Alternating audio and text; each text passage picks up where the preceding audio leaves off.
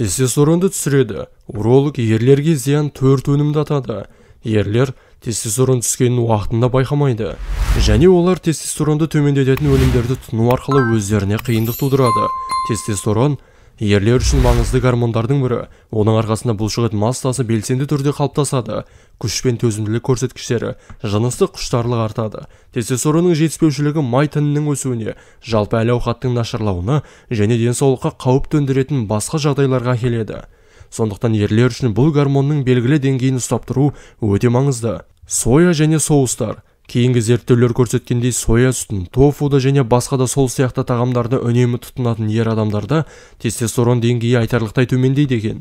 Себебі соя протеині өсімдік фитоэстрогендеріне бай, әйелдерде басым болатын жыныстық гормондардың аналогтары. Әрине, ерлердің денесінде эстрогендер де бар. Олар қажет, бірақ әйелдердегідей көлемде емес. Өнімдер есебінен денеңіздегі эстроген синтезін жасанды түрде ынталандырудың қажеті жоқ. Бірақ айына 1 рет соя соусын немесе тофуды жесеңіз, әрине гормондардың теңгерімсіздігі болмайды. Соя ерлердің денсаулығын айқын, елеулі әсер етпесе де, үнемі қолданудың қажеті жоқ. Дүкендегі шұжық, түшпара, котлеттер, өңделген тағамдар, шұжықтар және фастфуд жыныстық құштарлыққа теріс әсер ететін көптеген компоненттер бар.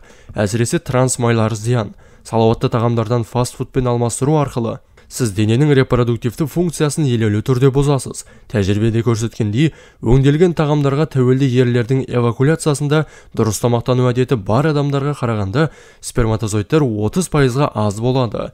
Кез келген алкоголь түрі, тіпті сыра. Алкогольдің зияны туралы бәрі біледі. Бірақ аптасына 1-2 реттен артық алкогольді ішу арқылы ер адам өзін либидомен және тестостерон деңгейінің күрт төмендеуімен ауыр проблемаларға ұшырататынын бәрі білмейді. Айта кету керек, алкогольдің күші мен түрі маңызды емес, бұл сусындардың барлығында этил спирті бар.